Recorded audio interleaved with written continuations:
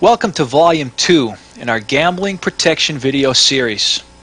In Volume 2, we'll continue our expose of the techniques used by both the amateur and professional card cheater. Here's a preview of some of the techniques and crooked gambling equipment that you will see. First, we'll take a good look at marked cards. The widespread use of marked cards is as serious a problem today as it was 20 years ago. Hopefully these tapes will change all that by teaching the detection techniques necessary. I'll then expose numerous methods of peeking and the use of shiners. We'll then take a good look at some of the signals used between players. Easily the most common form of cheating and also the most difficult to detect.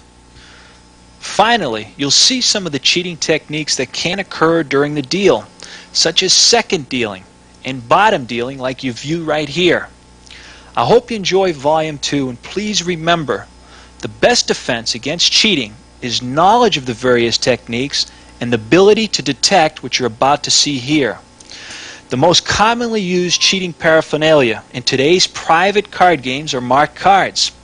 We begin by looking through the pages of an obsolete gambler's catalog. At one time, a cheater could purchase almost any type of crooked gambling equipment imaginable from these catalogs. A large mail-order business for cheating equipment no longer exists thanks to our new federal gaming laws. But the fact is, there are many gambling supply houses, novelty shops, and individual sources where all types of cheating paraphernalia can still be purchased today.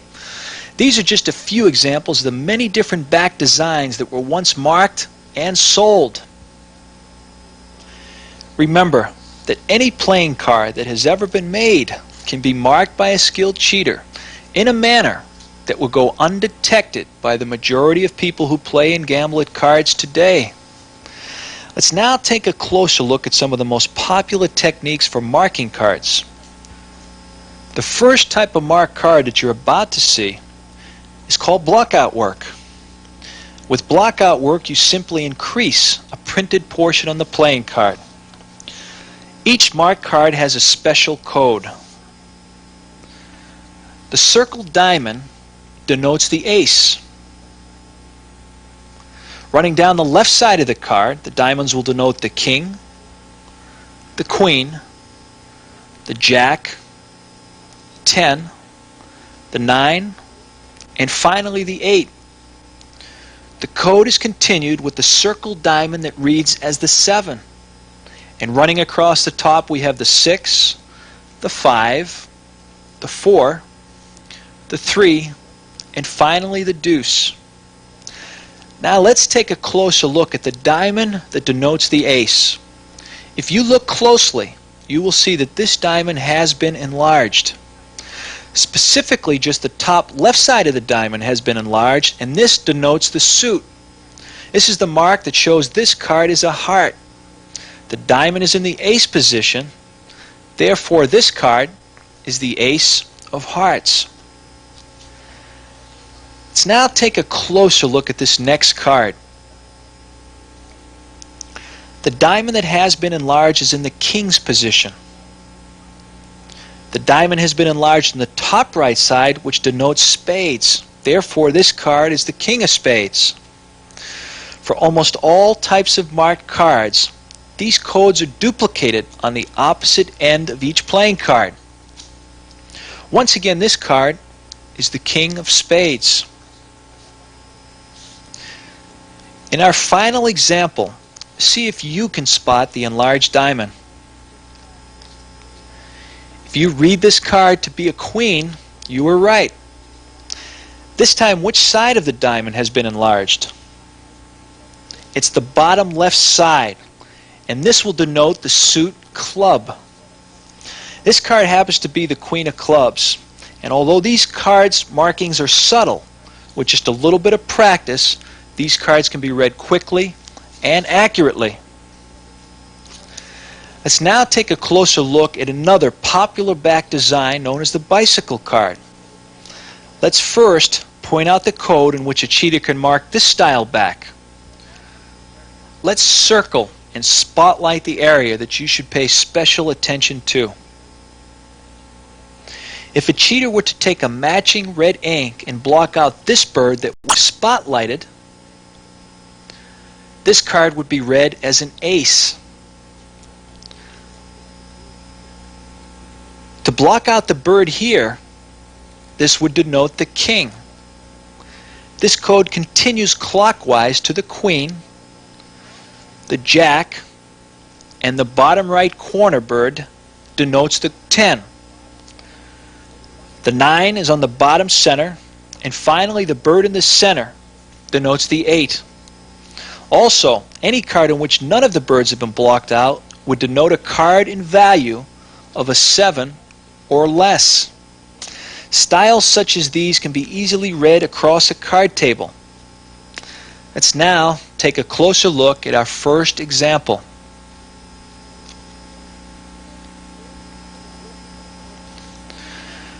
The bird in the lower left corner has been blocked out and can be easily read as an ace. Remember, there are many card games where the marking of suits is not necessary. Blackjack would be a perfect example. Once again, this marked card is an ace. Here now is our second example. The mark should begin to literally jump out at you. The bird in the top has been blocked out and denotes the queen. These markings are bold, but take a look at the rest of the card's intricate design.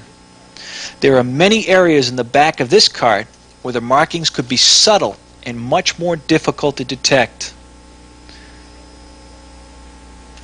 Here we take a look at our final example.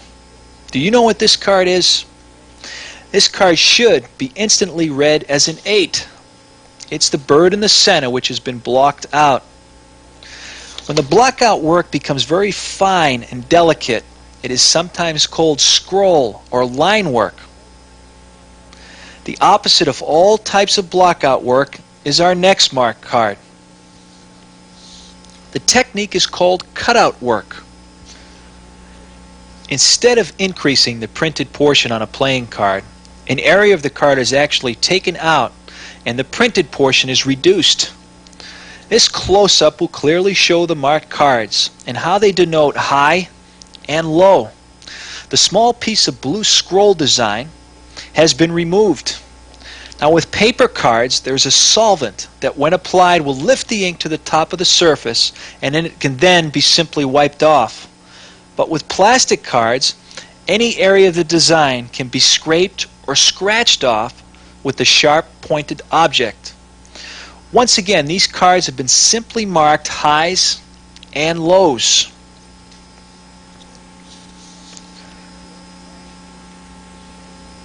Flash work is extremely difficult to read at first glance, but once you become familiar with these markings, the cards can be read at a distance of up to 10 feet.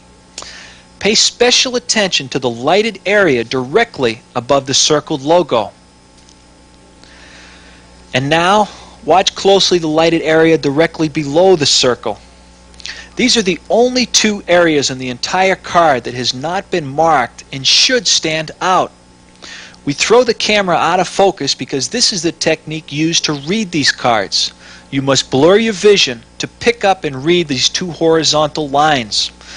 Try tipping your head to one side and looking at the card from another angle. This should help. These cards are sometimes called distant readers. The further back you get, the clearer the markings become. A lightness in the horizontal lines directly above and below the circle will denote the ace. Here's another example of flash work. Once again, let's light up the unmarked area. The first horizontal line will be in the center of the top half of the card. The second unmarked area is in the center of the bottom half of the card. It's in these two areas that should appear to be lighter. Once again, we'll throw the camera out of focus to help you see the markings. Remember, with the exception of these two horizontal lines, the entire card has been sprayed with a substance called a juice. This is how flash work is made. These markings are difficult to get across on camera, and the flash work does take a little bit of practice to read, so don't become discouraged. Skilled cheaters can read these markings as the cards are being dealt and spun across a card table. This card has been marked to denote a 10, Jack, Queen, or King. Now, if you had any problems reading these cards, you can always come back to review and familiarize yourself with the markings.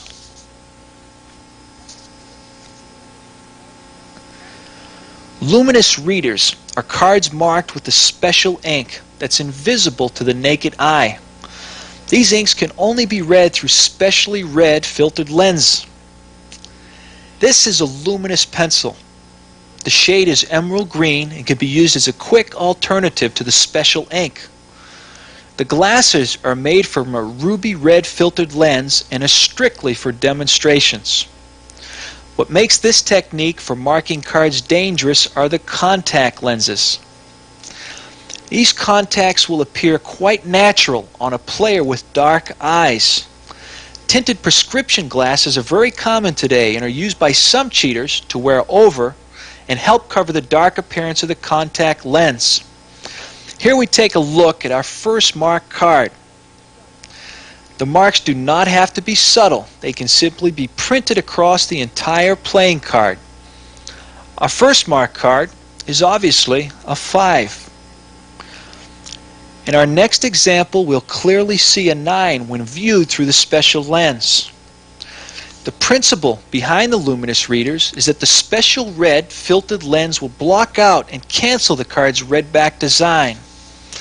Now only the green luminous markings stand out and can be read.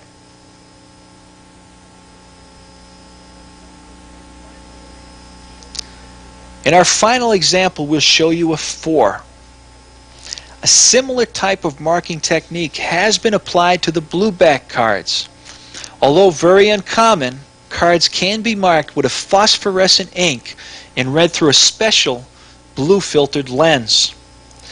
Marking cards techniques are generally used by amateurs because of the unnecessary skill involved. The top cheaters very rarely use any form of equipment and solely rely on their manipulative skills.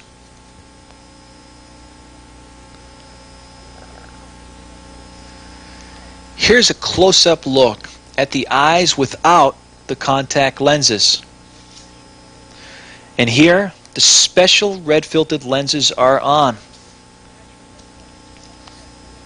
Naturally, the contact lenses would be more difficult to detect if the player had darker eyes or was wearing a pair of tinted lens glasses.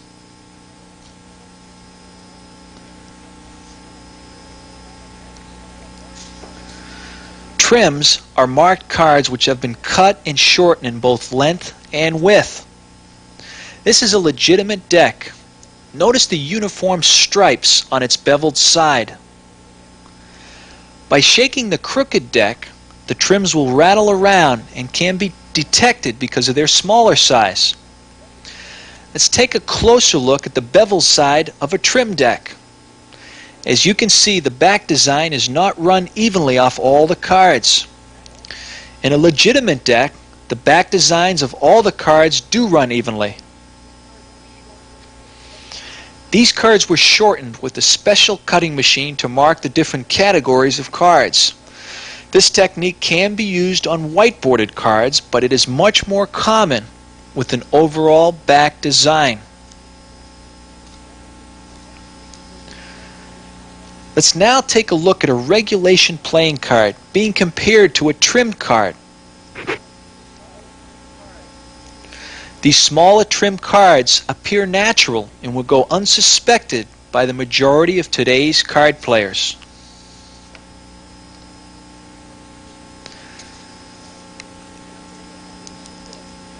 Let's now take a closer look at our first trimmed card. We see that a full diamond actually circles the entire card.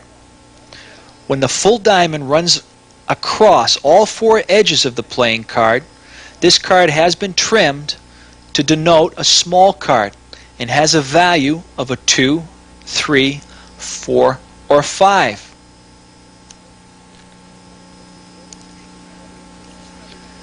Let's take a look at one other example of the trimmed cards.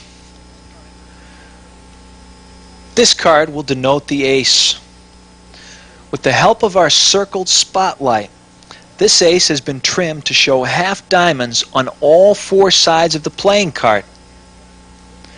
By combining half diamonds with full diamonds, you'll find many more variations of this marking technique.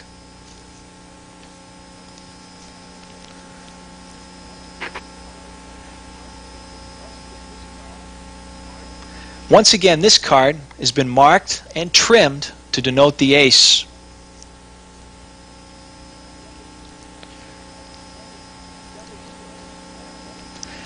Belly strippers are another form of a trimmed or cut card. A special precision cutting machine is used to trim both sides of all playing cards with the exception of the key cards, which will be the 4 aces for this demonstration. Approximately 1/32 of an inch is cut from both sides. This becomes step 1. Next, we set the special measuring device at the proper angle, which enable us to belly the 4 aces. After the 4 aces have been trimmed, the cards will take on an oval shape, or what cheaters refer to as the belly.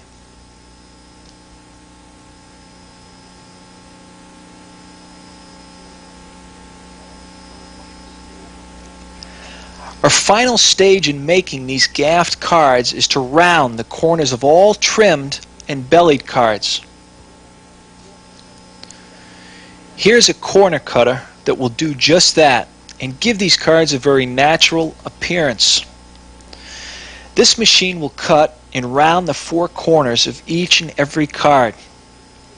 With the help of these 2 pieces of equipment, any ordinary deck of playing cards can be cut into belly strippers in approximately 3 minutes.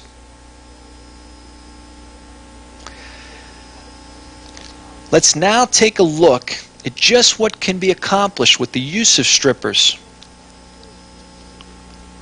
Watch closely and you'll see that 4 aces go into 4 different parts of the deck. The cards will then be squared and tabled. Now, with a straight cut or a running cut action, a skilled cheater can instantly strip and control all 4 aces to the top or bottom at will. Naturally, the secret is the bellied aces, which are wider at their center and enables the dealer to strip these cards out and control them. Although 4 aces have been used in this demonstration, any combination of key cards can be bellied for any variety of card games. Cards can also be stripped on their short ends and can be manipulated while using the old-fashioned overhand style of shuffling. Finally, we take a closer look at the belly strippers.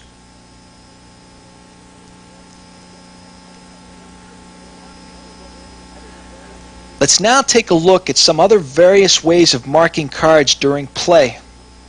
The simplest technique is called waving. In the game of blackjack, as an example, as a player scratches his cards for a hit, he can aggressively wave 2 small cards in the same direction. Now, when this same player displays a blackjack, the cards are simply placed down in a manner that waves these cards aggressively in an opposite direction. Finally, when a player picks up a high card and a low card, he uses a technique called the cross bend or cross wave. This will enable the player in one scratching action to bend 2 different cards in 2 different directions. Here we take a closer look at some of the dealer's hole cards. This is a good example of a big card up and a big card in the hole. Naturally, cheaters would make their playing decisions accordingly. Here's another example. The big card is still the up card, but this time by reading the wave, the small card is in the hole. Waving can be applied to any card game by simply marking the cards into highs and lows. Here's another card-bending technique that cheaters have nicknamed the snake. Once again, as a player scratches two small cards for a hit, an S shape or snake is put into the cards. This technique will put a distinctive wave on all four sides of the playing card. Once again, in slow motion, the actions are greatly exaggerated, but in actual play, the snake can be extremely subtle and can actually be picked up and read spinning across a card table. This card bending technique is also applicable to many other card games. Here, in the game of Rummy for an example, when a player goes to knock or gin, the snake can be placed into the down card and later used to the cheater's advantage. Here we take a closer look at the wave and the S shape in the playing card. Marking cards by turning the corners up and down is one of the most common card bending techniques. Here in a simple scratching action, the corners on both cards have been turned down. Here we take a closer look at the finger and thumb bending the corners. When marking cards during play, the cards do not necessarily have to be read while lying on the table. This type of corner work is a perfect example of how a cheater can read the marked cards either on the top or down into the deck while you're dealing them.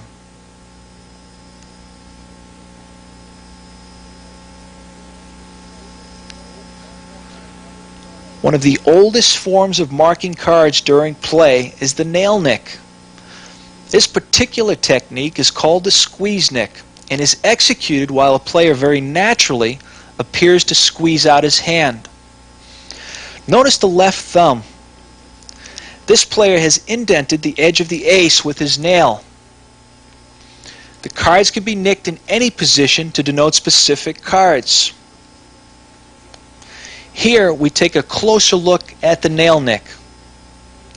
Sometimes, depending on the way the light shines, these nicks will become easier to read, and some cheaters will take this into consideration before using nail nicking during the game.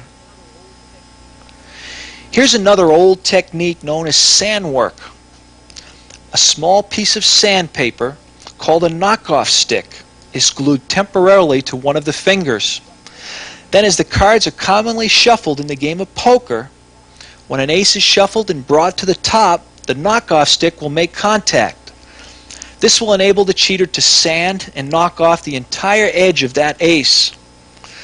Remember, contact is only applied to the aces. The end result is the edge of the marked card will be a little wider and rougher. These cards can be shuffled to, cut to, and read with a great deal of accuracy.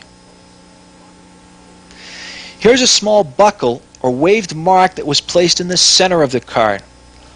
This wave is not visible from the four sides of the playing card and can only be read when the light shines off this card in a certain angle. With this type of marking technique, only one person at a time, sitting in the proper place, can read the buckle. This can be a very deceiving and deceptive type of marked card.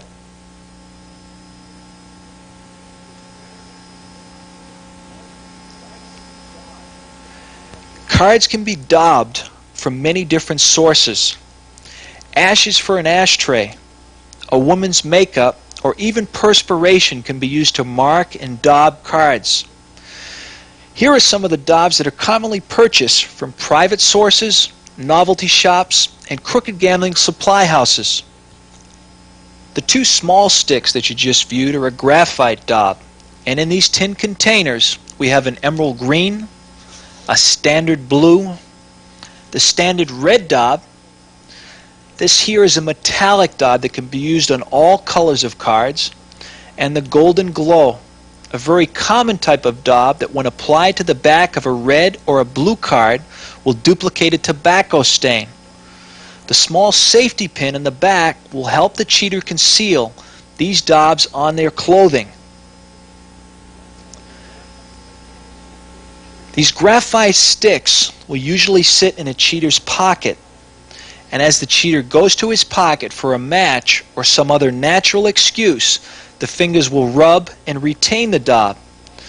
Then during play, the daub is applied to key cards and marked accordingly. Here the graphite has been applied to this bottom corner of the blue back card. By throwing the camera out of focus, you'll see that the daub markings stand out. This is the trick that cheaters use to read this type of daub. The graphite mark is almost impossible to see unless you blur and throw your eyes out of focus.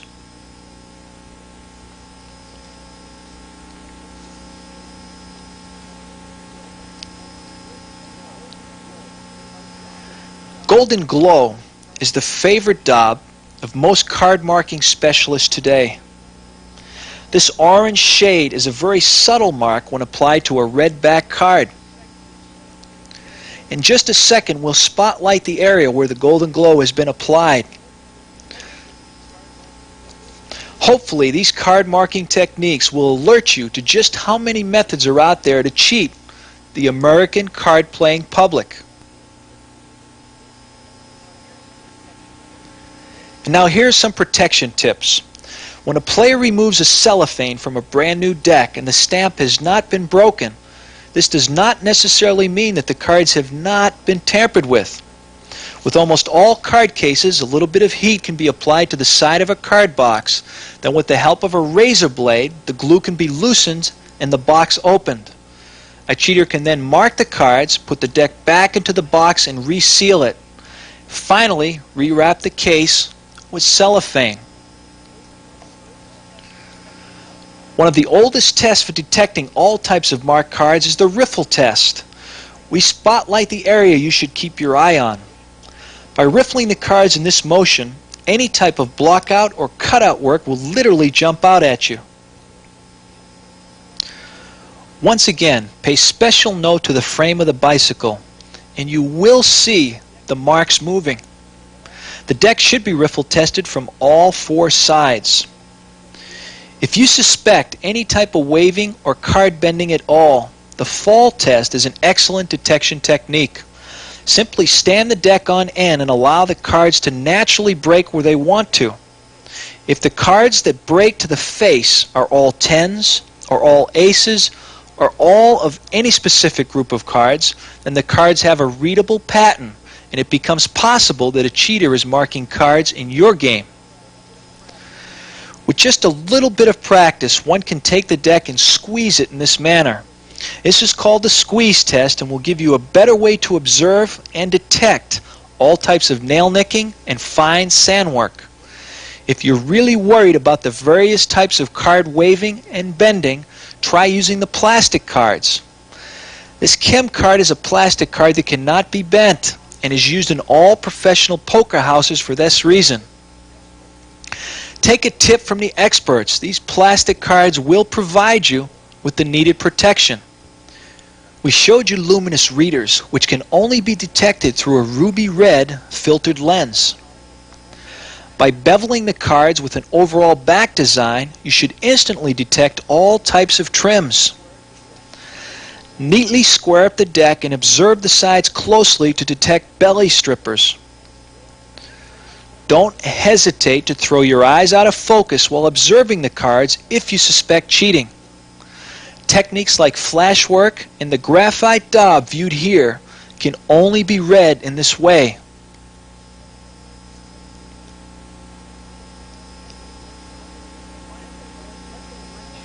Finally, let the light shine off the back of the card at different angles.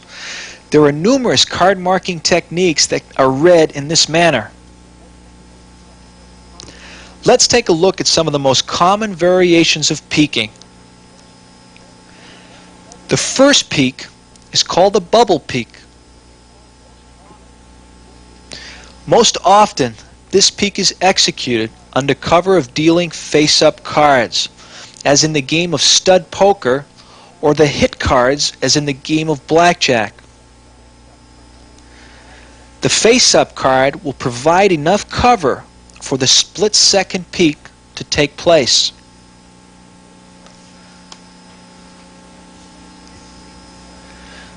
This next peeking technique is called the back peek.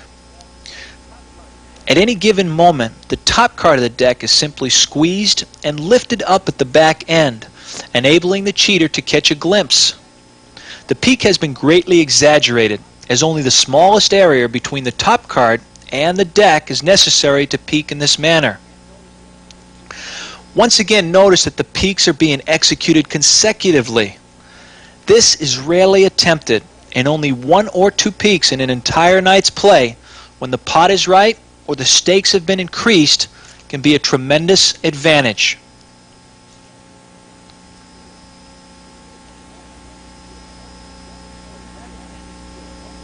If a left-handed dealer was to use the back or bubble peek, he would see nothing because the indexes are on opposite diagonal corners.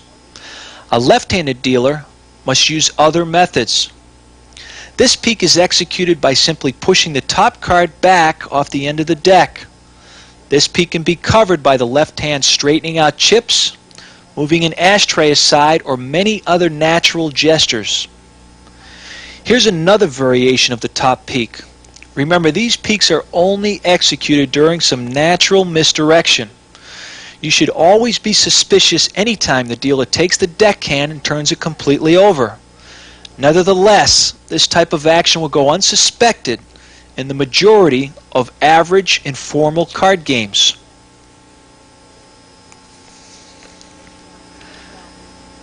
Anytime a stock is involved, as in games of gin or pinochle, this is a very common peeking technique. As the cheater goes to draw from the stock, two cards are lifted, the second card is peeked, and the top card is taken and placed in the hand. To eliminate this peeking technique, always take the stock and fan or spread it on the table.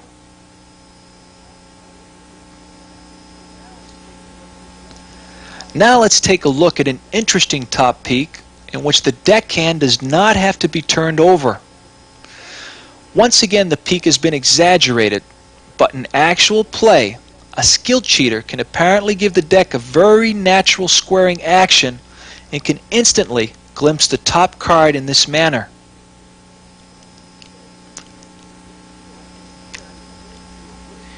Here we view a very popular peeking technique used to glimpse the bottom card of the deck. The deck can be kept level and from the player's view. It would seem impossible that the dealer could catch sight of this bottom card. A close-up clearly shows the technique being accomplished by a simple buckling action. Here's another variation of the bottom peek, sometimes nicknamed the squeeze peek. Only this time the peeking technique is executed by another player cutting the cards and not the dealer. In most games, the cheater now has knowledge of one card that will not come into play. He can then use this information to his advantage. Sometimes cheaters will manipulate the deck in a manner that enables a partner to peek. Here's the top card of the deck being flashed to the dealer's partner. This peeking technique has been nicknamed the gap peek. The gap peek is not visible to any other player in the game but the dealer's partner, who sits to the dealer's right.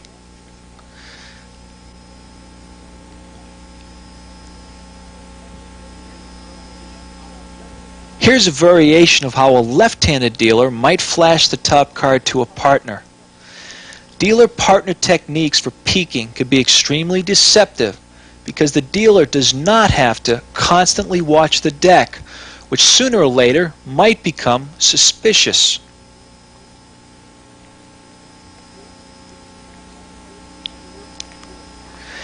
Even during the dealing action, a cheater can flash cards to a partner or partners. This technique is sometimes called the V-peek because the top card forms a V position with the deck as it is flashed and dealt. Although not uncommon to find the inexperienced player unintentionally dealing the cards and flashing them in this manner, the V-peek is an intentional and dangerous peeking technique that's used between two players.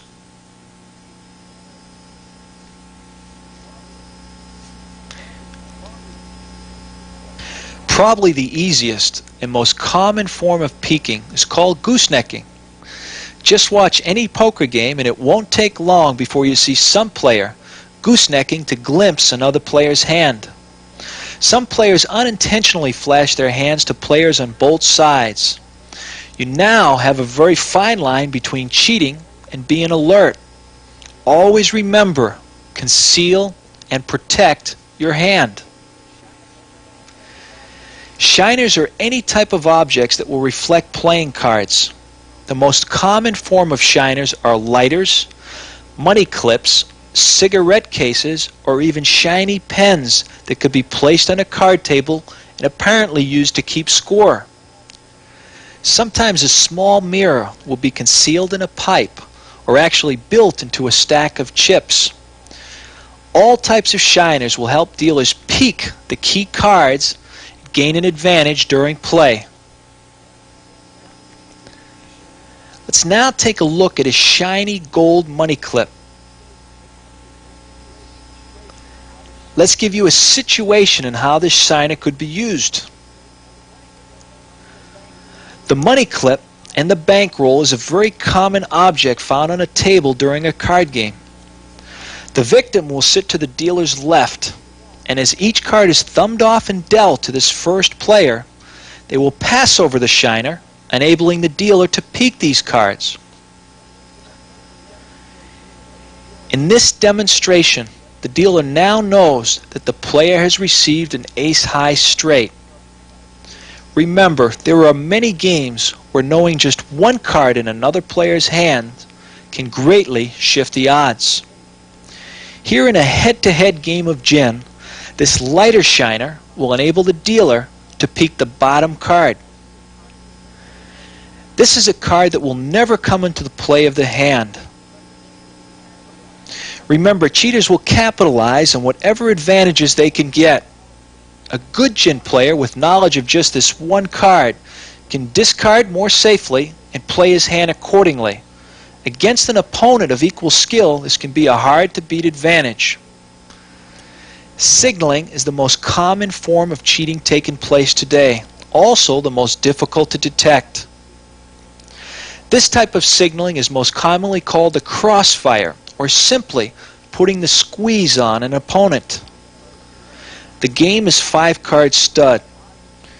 You're sitting at the bottom of the screen with the king as your up card, a king in the hole for a pair of back-to-back kings. The first ace begins the betting, and let's assume in this example your 2 kings just simply call.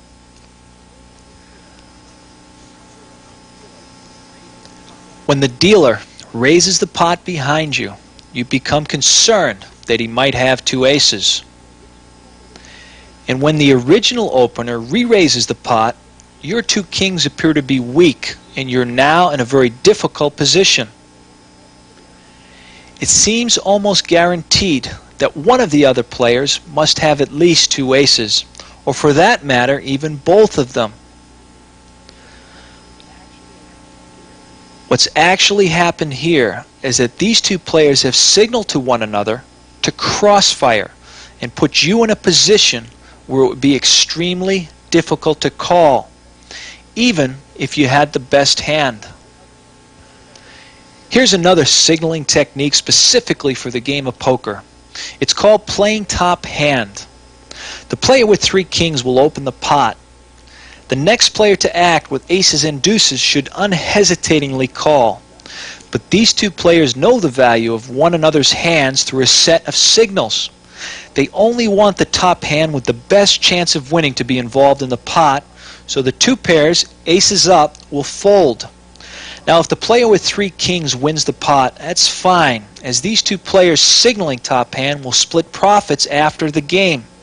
But if the dealer with the 4-card flush happens to draw and make his hand, he will only win one player's money. As you can see, he should have won a much bigger pot. Because of the top hand signals, this player has been cheated out of half the pot. The anchorman is used when 2 players team up to cheat in a game of blackjack. In blackjack, the dealer gets to look at his hole card whenever his up card is a 10 or an ace. Now the dealer has a total of 14. And let me point out that these cards have been marked. The game will continue normally until the dealer gets around to his partner. By tapping the deck against the dealer's chest, the anchorman is signaled to ask for a card. This is continued until the top card of the deck gives the dealer a winning total. The anchorman will then be signaled to stand. Here you can see the dealer hits 14 with the winning 7. Now let's take a look at another example. Remember once again that cards are marked, and by tapping the deck against the chest, the anchorman is signaled to ask for a card. By not tapping the deck against the chest, the anchorman will be signaled to stand. The dealer has 15, and the 3 on top of the deck will give him a losing 18. Here, the ace that's on top now won't help his hand either, so the dealer signals to the anchor to hit. Now the top card of the deck is read to be a 6 and will give a dealer a winning total of 21. The anchor is then signaled to stand. Notice the anchorman's hand will always be picked up in a manner that will not expose the strange standing and hitting combinations. Here's a few examples of the many signals that can be used in the game of bridge. As this player picks up and sorts his hand, the last card is picked up with one finger only. This lets the player's partner know that he has been dealt a hand that is strong in spades. And as you can see, this player is 5 long with the ace, king, and jack of spades. This time, as the last card is picked up and sorted, you'll see that just 2 fingers will place the card into the player's hand. This will signal strength in hearts. Just a quick glance at one another as the last cards are placed into the hands, and each partner will know where the other one's strength lies. If the last card is picked up with 3 fingers, this signal would show a strength in diamonds. 4 fingers would show a strength in clubs. Sometimes cards will be upjogged to denote suit strengths. Here the 4th card from the top has been stepped up a little higher than the rest. This shows that the player's strongest suit is in clubs. 2 cards separated and angled off to the side would signal a bid of 2 no trump.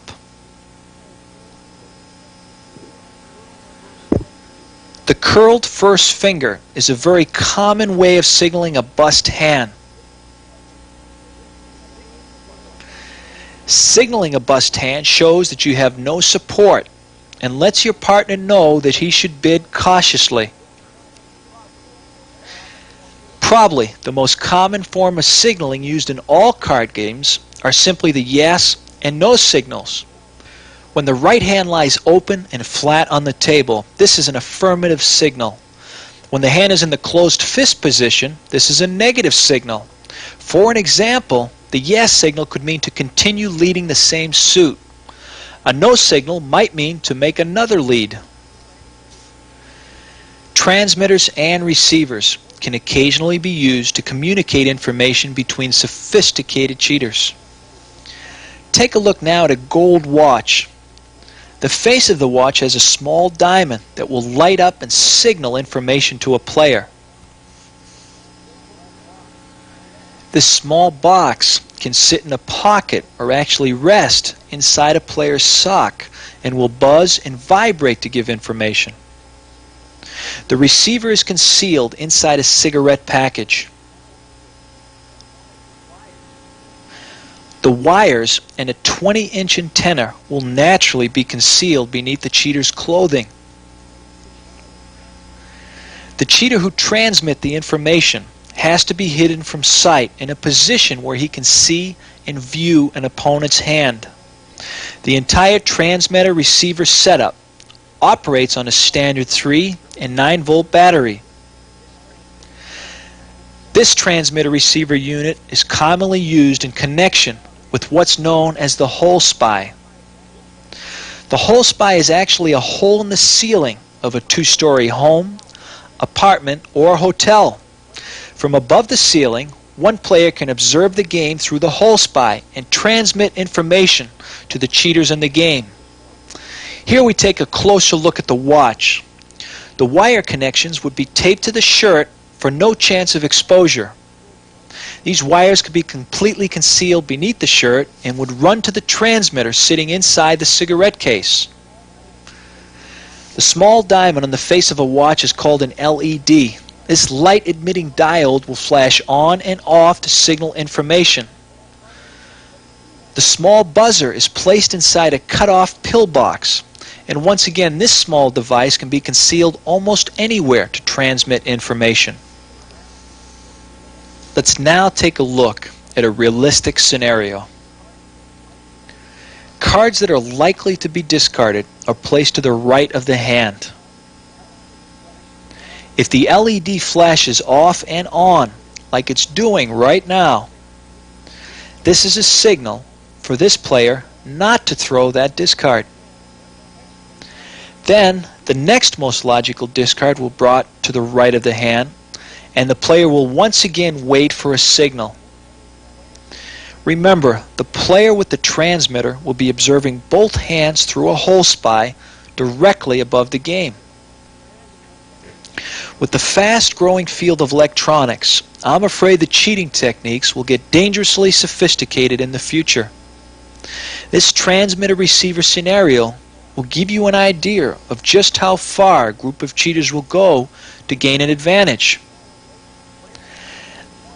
The play will continue normally, naturally, with the cheater making all the perfect plays. The flashing LED once again means you cannot discard the card to the right of the hand. When the watch is not flashing, this signals the player that it's a safe discard. Here's a final close-up of the watch. Remember, it's not flashing. The player knows that the 3 is a safe discard. Here we take a look at the victim's hand. You can see now, with the help of the transmitter-receiver unit, why the king, the jack, and the 8 of hearts were not discarded. Here's some protection tips. First, be alert for the many types of peaks. Remember, even a small advantage can still be extremely dangerous to your bankroll. We showed you how the shiners were used to catch glimpses of all key cards. With all forms of shiners and peeking, the greatest tip-off is to watch a player's eyes. With the deck hand turned over and the right arm in this position, the peek would be next to impossible to see.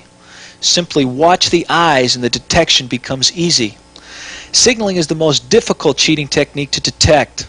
Pay attention and become suspicious if you sense illogical playing and betting patterns. And finally, always beware when there's kibitzers involved. A kibitzer is any player that can view your hand and possibly signal it to another player. Let's now take a look at some cheating techniques that occurred during the deal. Let's begin with the second deal. Dealing seconds simply means to deal the second card from top of the deck while apparently dealing the top card. The second deal is always used in conjunction with peeking or marked cards. If a cheater peeks or spots a marked card on top that will help his hand, then seconds will be dealt to the other players, saving this wanted card for himself. One of the major advantages of using the second deal is that there are no false shuffles, false cuts, or techniques used to nullify the cut needed. The cards can be legitimately shuffled and cut. Then, when key cards are spotted, either by peeking or reading marked cards, the second deal will then come into play. Here you view the second deal in slow motion. In this demonstration, the aces are left face up, here to represent the marked cards. When the marked cards are spotted, seconds can be dealt, leaving the aces for the dealer. Here's a slow motion view of what cheaters call the strike second. The top card is simply pulled back, the second card is striked and dealt. In this demonstration, you can see how a skilled cheater can switch from the legitimate deal to the second deal instantly.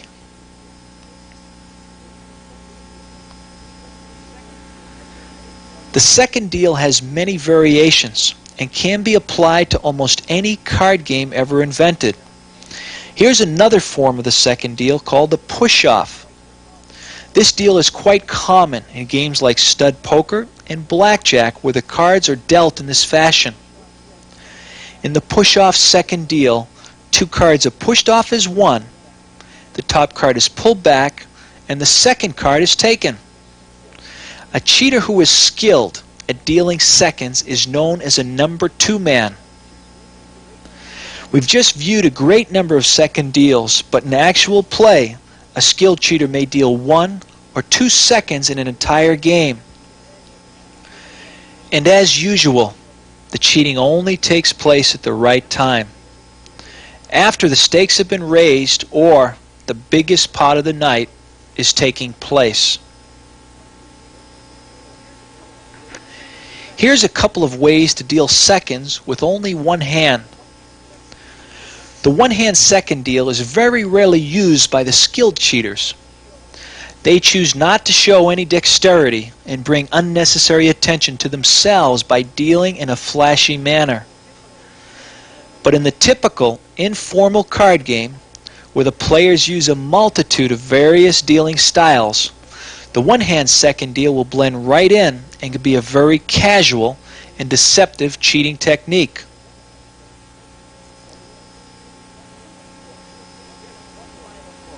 Here's one final look at this one-hand second deal.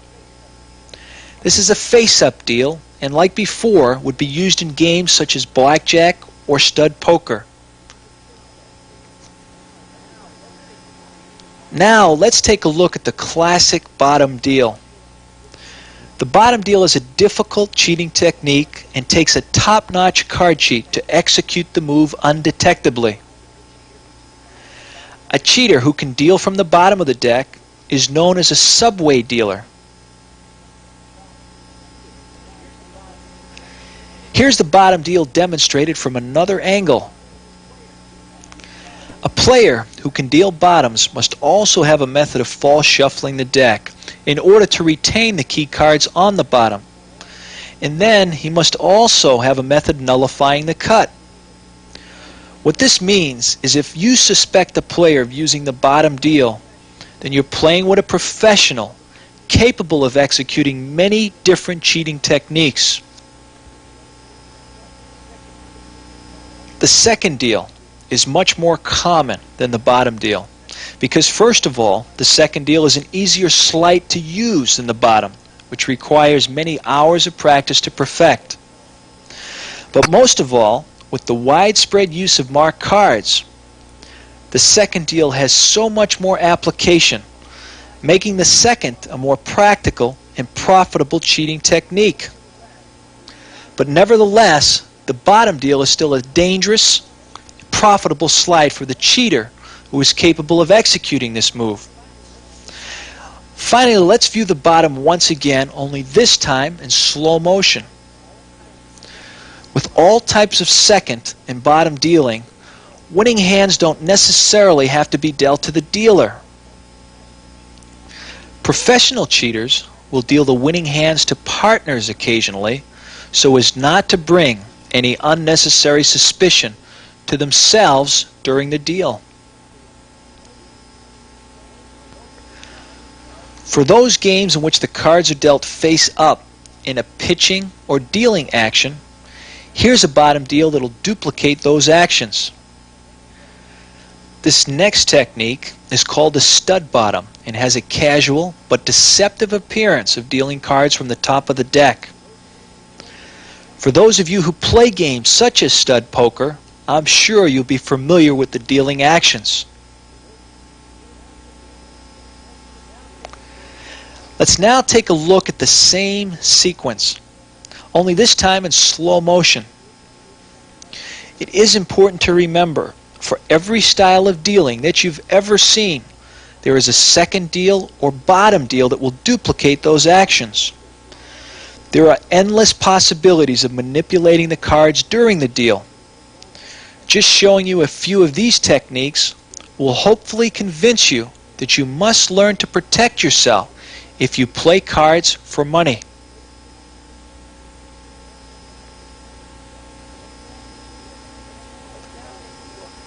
Let's now take a look at one final bottom deal, and this time let's demonstrate the bottom with one hand.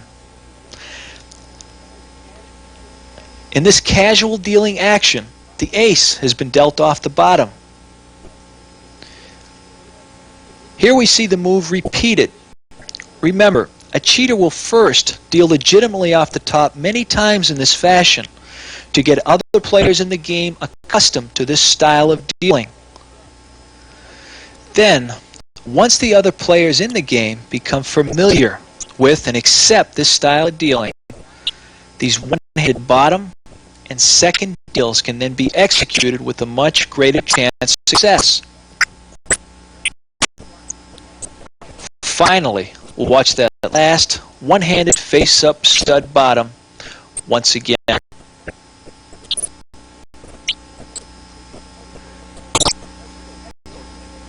This expose clearly exposed the action of most bottom deals. Watch the left closely, and you can see how they push out and loosen up the bottom cards so they can easily be taken and dealt. In each bottom deal, the top card is pushed over